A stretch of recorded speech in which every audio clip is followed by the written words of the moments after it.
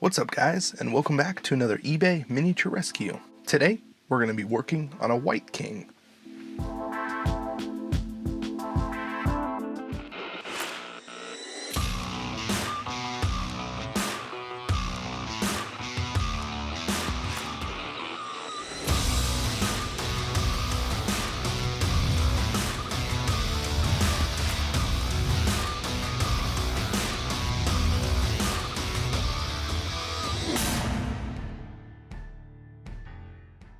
So I found this guy on eBay for $7, and normally you can get them for between $15 and $25 depending on the paint job. But this guy was, he was painted okay. Like, the base coats weren't horrible. The color choices are actually not something that I dislike too much. And at first I was thinking, okay, maybe I'll just mimic this paint style and this kind of bold color choice. And then I started to think about some of the things I actually wanted to do. Which happens sometimes, and the things I wanted to work on to improve in my own painting style. So one of the things that I've been trying to work on is adding texture into my painting, and whether that's actual three-dimensional texture that's being placed on the model, or painting that on with a brush and trying to make it look like whatever that material is supposed to be. And in this case, I decided to kind of do a little bit of both. Anyways, let's get to painting. And we can't forget to strip this model. So I threw him in the sonic cleaner. LA's totally awesome. Got all that paint off. The first paint that we're going to start with today is Citadel's Gray Seer. This is a pretty cold gray, and I figured it'd be nice for that kind of fur cloak that he's got going on. We're really going to try and dirty this guy up. So having this fur cloak be a fairly bright white looking color makes a good amount of sense. And I was also kind of thinking ahead because I want to put snow on this base. So having the snow around him on the bottom and having this kind of, bookend of color on top made a lot of sense.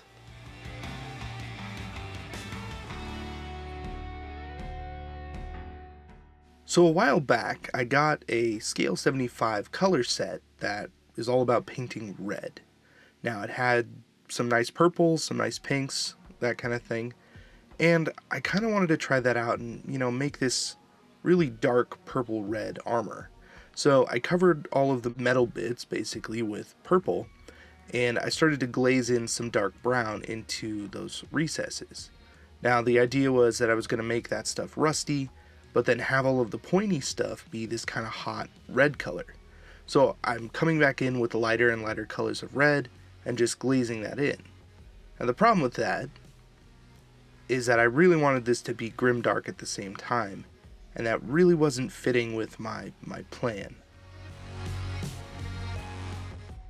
So sometimes when you're painting, you have this idea in mind, and you get through it, and it doesn't look horrible, but you really want to do something else. Now, if you're keeping your paints pretty thin, then there's nothing wrong with just painting right over that. Normally, obviously, I strip miniatures all the way down to bare plastic, but it's usually because what I'm getting off of eBay has 3 or 4 coats, or, just it's globbed on and really thick.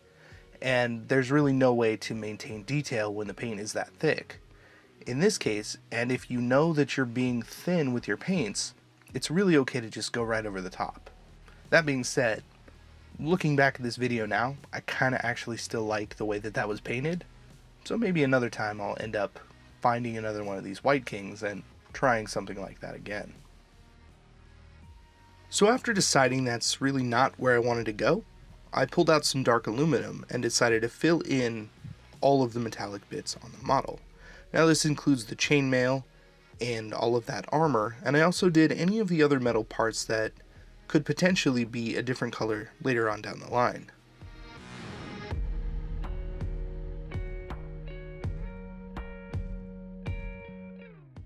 I decided to go with rhinox hide to do all of the leather. And then I came back with this color, kind of watered that down into a glaze consistency, and I put that into as many of the recesses, in between the fingers of the gauntlets and into those kind of chest plates, so that I could start getting some rust. And I really wanted to try and build that up using this rhinox hide.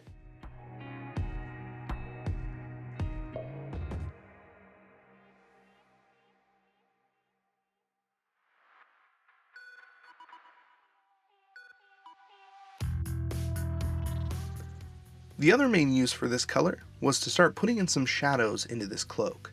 And because it was pretty thin, I'm trying to drag that into those recesses and up towards the top of that fur and try and give it some nice shading. Now the thing that I did with this cloak was I took some Vallejo plastic putty and I actually painted it over the entire cloak. Now it's water soluble, so you can kind of come in and manipulate that while it's drying, take some away, move it around, and stipple around, that kind of thing, and you get a pretty nice looking texture. It came out pretty much the way I wanted it. It kind of looks like tattered cloth, so that's why you can kind of see that in this cloak that's already there. Coming in with some Vallejo metal color copper, I'm going to take care of a few different things on the model. So the main use for this copper is really just to start to split up all of that silver. And we're going to do some other things later on to continue that, but it looks pretty nice, just separating some of those pieces out. Now the theory behind most of the metals, if it's grounded in reality, copper patinas a certain way and steel rusts a certain way. And what I'm really going to go for with a lot of these metallics is that it's garbage metal that just has a bunch of stuff mixed in. So I want to create kind of some variation and then patina and rust those things to varying degrees. Pulling out one of my all-time favorite products, AK Interactive's Streaking Grime. And I'm going to liberally coat this model, and it's just going to cover everything with, this enamel wash that just really gets into all the recesses and just leaves that kind of grimy texture.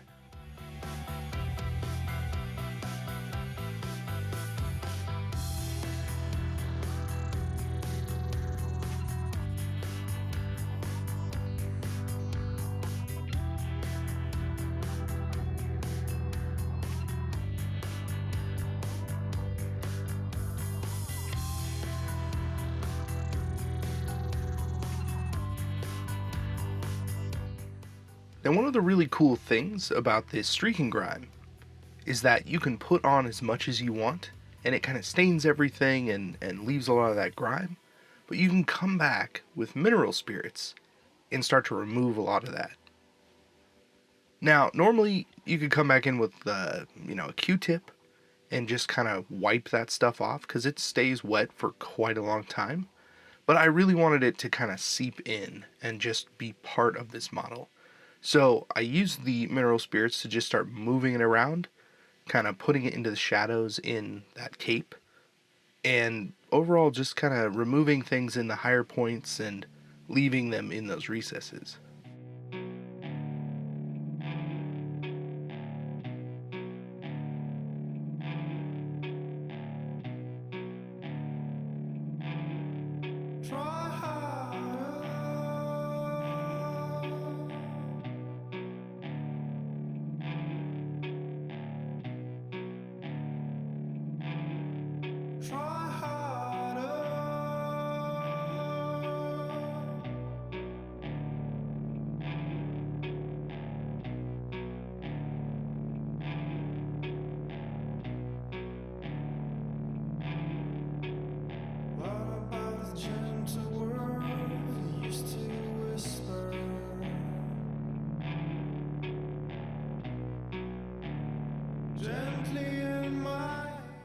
Starting with Scrag Brown, we're going to begin to paint rust onto this model.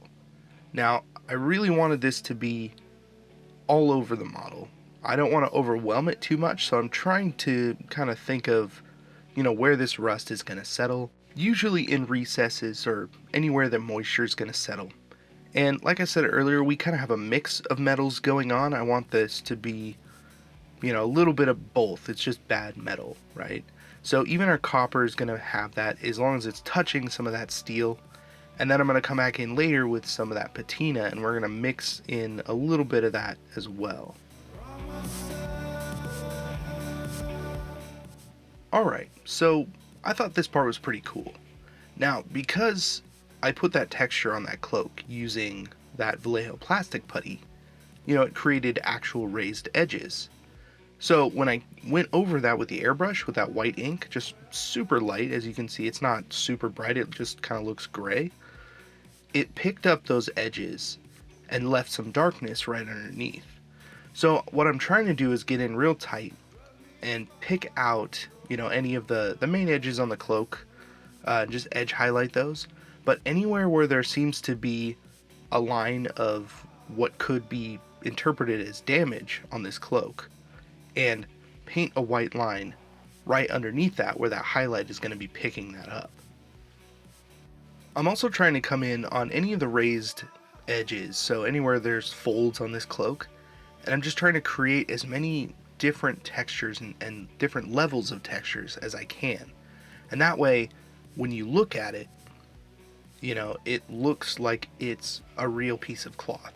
Now, this is something that I'm still trying to work on, I'm trying to improve at, and I feel like this is probably the best representation of that so far.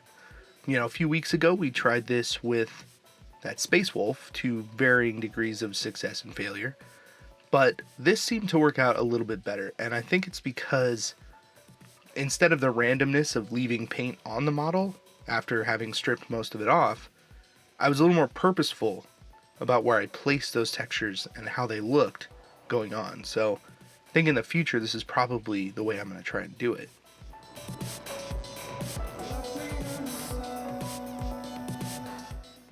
The shield is fairly similar to the cloak, although I didn't put any of that plastic putty on the shield. It did catch some of that zenithal, so there's kind of a nice gradient where that light is kind of hitting at that top, and it goes down into this emblem on the front of that shield that is pretty rusty, or at least that's going to be the idea. So I'm going around on any of the flatter areas and trying to mimic the textures that were created on that cloak. I'm also going to use this color to pick out all of the raised detail on the fur, and that way we just brighten that up a little bit, but keep that, nasty grime in all the recesses. Then using some Fire Dragon Bright, which is pretty thin, I'm going to go over a lot of that Scrag Brown and some of those kind of whiter highlights on any of the metallic parts, the shield in particular. And we're really just going to kind of filter that and give it some of that new rust look. Really, we're just adding another layer of dimension to our textures.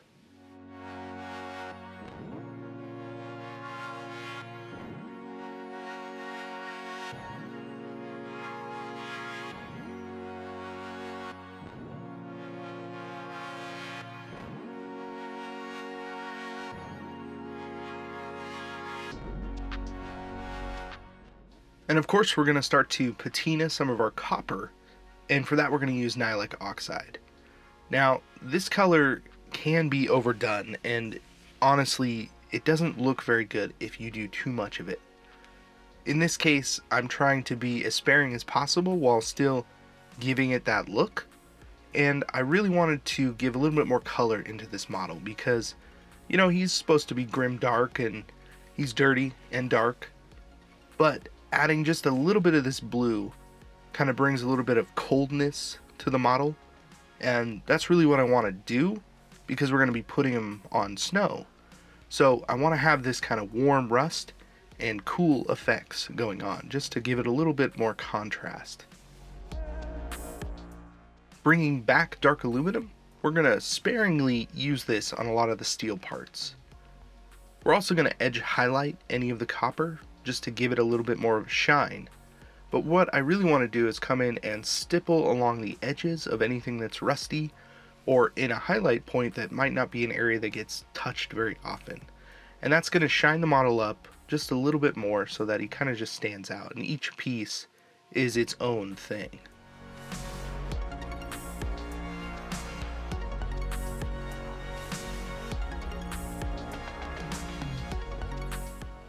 On the blade in particular, I'm just going to streak this down some of the edges that I want it to look a little bit sharper. And that way it just has a sense that the entire blade is rusty, but there are a few areas that might be untouched a little bit.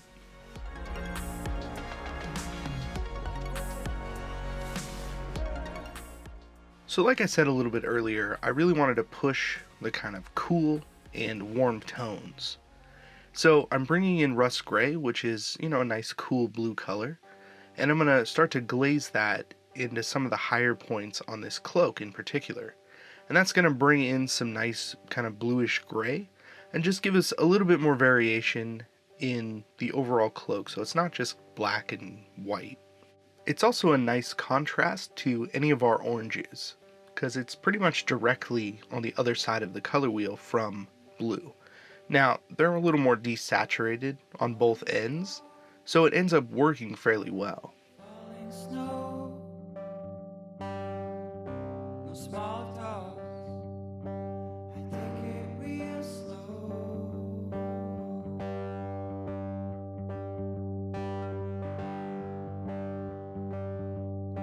The sun is up high. So for the most part, that's going to finish up the model itself, but I want to work and talk a little bit about the base. So for the most part, this is a pretty straightforward base design. Now he came on a square base, which I just cut off entirely, and I got a round base. I put some cork on the back of the base, covered that all with sand, and then primed it black, and then I just stuck him right on top. Now, knowing that the new super fancy pointy elves are coming out, I thought it'd be pretty fun to just kind of have this little story going on where, there's this just mangled elf banner right at his feet, and he's standing on top of this little hill. He's got his cape waving and, his sword's out. It's pretty victorious and cool looking. So I covered this banner in AK Interactive streaking grime just to give it that dirt. Came back in with some blood for the blood god and just coated the thing to just make it look disgusting. Now, like I said earlier, I wanted to cover a lot of this in snow, and I want a little bit of vegetation around this area, so I got some pretty dark tufts so that they would kind of stick out of the snow, and just place those around the base where they fit, because it's a little bit limited in space. And after I did that, I coated everything with glue and dipped it in snow, and honestly, it was a huge mistake. Now, I was thinking, okay, it doesn't coat too much, this Citadel snow, but I was using, PVA with water, and it really covered everything, and it kind of ruined the whole idea. So what I ended up doing was taking off a lot of this snow, and going back and kind of adding a little bit of rust gray into that banner to tie it in with the model a little more, and just be a little more purposeful about that snow. And I think it turned out pretty cool. Before we get to the reveal, I just wanted to let everyone know that this model is going directly on eBay. The link should already be in the description, so if you're interested in supporting the channel in another way, then head on over to eBay and check that out. The auction will start at the same price that I purchased this model for, $7, and it's all going to go back into just being able to buy more models for this channel. So I really appreciate all the support, and honestly, I just couldn't do this without you guys. So thank you very much.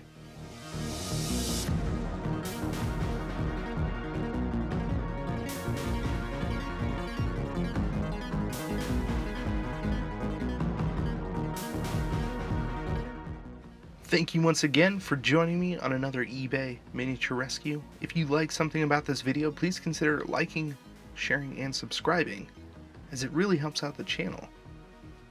Don't forget that this model is directly going on eBay, so the link should be in the description below. I appreciate that support that you guys give me in doing this channel, because honestly it just wouldn't be possible without you. So thanks again, and I will see you in the next video.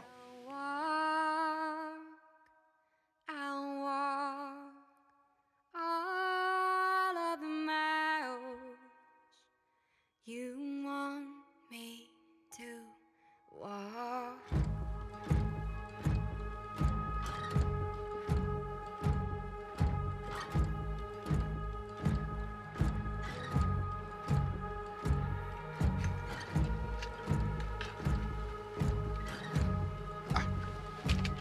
Alright, let's see here. Oh, okay. So what's up, guys? Thank you for sticking around to the end of the video. in our little discussion corner. So this week, I wanted to show some of the miniatures that I'm thinking about working on and kind of giving choices again. I'm still, again, working through those Blight Kings. Last week was the podcast. If you didn't see that, Brent from Goobertown Hobbies and myself started a podcast. So that was last week's video, which is why we're kind of shifted a little bit. This is all technically being recorded around the same time within a few days of each other. So while it might seem like it's been a week, it's been about 3 days for me. So, we'll get through it. Anyways, so I picked up a few different models off of eBay. Hopefully, I also got this new light, so hopefully you can see this a little better. It's a Space Marine, but it looks sweet, and it was $5. I thought that was a pretty sweet deal, so I picked that guy up. He looks nice. He's primed, but there's some kind of issues going on in some of the recesses. I'm not sure what that is, so a little bit of a strip and start over kind of a deal. I also found this thing, which I think is a Lich Priest for Tomb Kings. And I've never painted a Tomb King before. This looked like a cool model, so I picked that up. I also got this. This is a Logan Grimnar. Now, I really enjoyed doing that Space Wolf video a few weeks ago, and man, there's some cool looking Space Wolves out there. So I just kind of randomly searched and found this guy for $4. So yeah, I'm gonna buy into that. Now, he is missing the axe, which is probably a pretty cool and important piece of this model. So I'm gonna have to figure something out with that. But I think I probably have some weird looking axe heads lying around somewhere, and if not, I can find one and kind of put this one off for a few weeks or so. We'll see how it goes. I don't know. Anyways, I wanted to thank everyone for checking out the podcast. If you didn't know there was a podcast, it is Paint Bravely, the podcast on YouTube, iTunes, Spotify, Stitcher, bunch of podcast services. So definitely check that out. It's pretty awesome, I think, pretty fun. Anyways, if you're into podcasts, check that out, and we'll talk about some things. And of course, as always, I appreciate each and every one of you for sticking around and being part of this channel and helping this community grow and be, pretty strong in something that a lot of people don't do too often, this eBay rescue type of a thing. Anyways, thanks for sticking around. I will talk to you later.